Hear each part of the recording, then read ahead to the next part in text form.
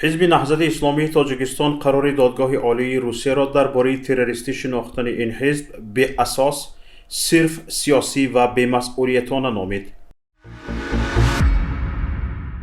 نتیجه مذاکرات بین تاجیکستان و قرقیزستان در پی تیرپرانی سرحدبانان دو کشور.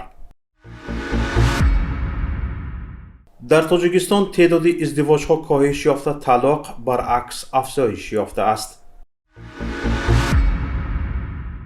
رهبران کشورها وارد سمرقند می شوند اما پشینیان نآمد.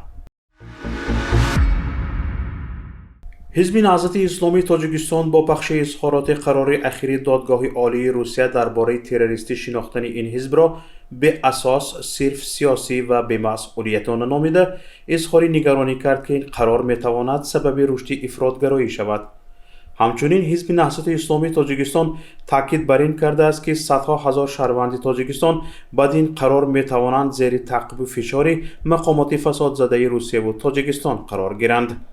در اظهارات گفته شده است که این قرار بیانگری آن است که حاکمیت امروزه روسیه از عهده‌داری‌های کشور خود همچون کفیل صلح تاجیکان دست کشیده است و منفعت‌های کوتاه مدت را بالاتر از منافع استراتژیکی خود و ملت‌های تاجیک روس گذاشته است.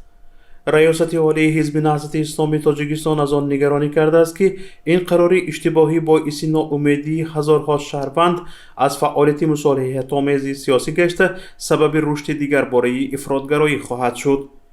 اما حزب نهضت اسلامی تاجیکستان تاکید بر آن کرده که این قرار در سیاست‌ها و روش فعالیت این حزب تاثیر نخواهد داشت، چون از زمان منع فعالیتش از طرف سعودی عالی تاجیکستان در روسیه و تمام جمهوری‌های مشترک المنافع حزب نهضت اسلامی تاجیکستان فعالیتش را باز داشته است.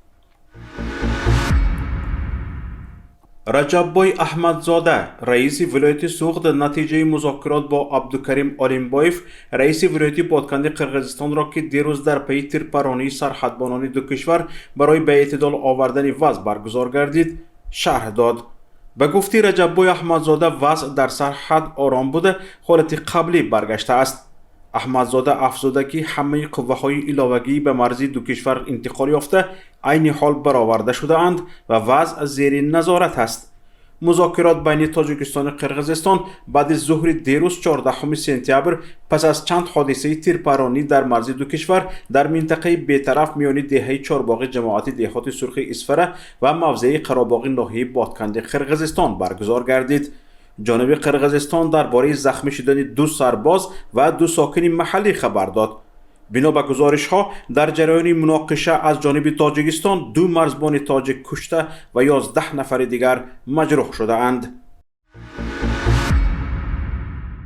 بر اساس آمارها در تاجیکستان تعداد ازدواج‌ها کاهش یافته، طلاق و از هم پاشی عائله‌ها برعکس افزایش یافته است. اگنتی آمار جمهوری گزارش داد که تعداد عقد نکاح‌های ثبت اسناد حالت شهروندی در 6 ماه سال روان نسبت به همین دوره سال 2021 6.9% کم شده 30,200 جفت را تشکیل داد. سطح عمومی عقد نکاح در ماه‌های ینور ایون سال جاری به هر 1000 نفر اهالی 6.1 نفر را تشکیل داد. کاهش ثبت عقد نکاح در این دوره به استثنای ولایت ختلان قریب در تمام منطقه‌های جمهوری مشاهده می شود. در دوره گذشته شمار طلاق‌های به قید گرفته شده بیش از 7400 نفر را تشکیل داد که نسبت به همین دوره سال گذشته 910 عدد یا 14.1% زیاد است.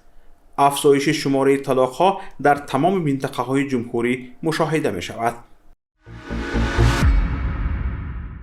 رئیس جمهور تاجیکستان امامعلی رحمان صبح امروز برای شرکت در واخوری سران دولت‌های عضو سازمان همکاری شانگهای به سمرقند پرواز کرد.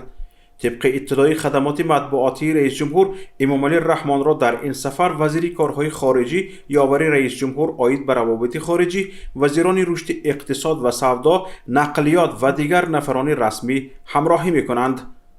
طبق گزارش دفتر مطبوعاتی رئیس جمهور امروز اولین کار امامعلی رحمان در سمرقند زیارت قبر اسلام کریموف بوده است. شام دیروز رئیسان جمهوری ایران ابراهیم رئیسی و چین سی جینپینگ وارد سمرقند شده بودند. ملاقات شوکت میرزیویف و ابراهیم رئیسی هم برگزار شده که در آن 18 سند به امضا رسیده است. از جمله رهبران دو کشور تصمیم گرفتند گردش مال بین دو کشور را به 1 میلیارد دلار رسانند. سفر رئیسی به ازبکستان اولین سفر رئیس جمهوری ایران به ازبکستان در 20 سال گذشته گفته می شود. قرار است امروز رهبران کشورهای عضو دائم، ناظران و مهمانان که رئیس جمهوری ترکیه از جمله آنهاست وارد سمرقند شوند. در همین حال نیکول پاشینیان رئیس جمهوری ارمنستان که به این نشست به حیث مهمان دعوت شده بود اعلام کرده که بنابر وضعیتی به عمل آمده در کشورش از شرکت در نشست سازمان همکاری های شانگهای خودداری می کند.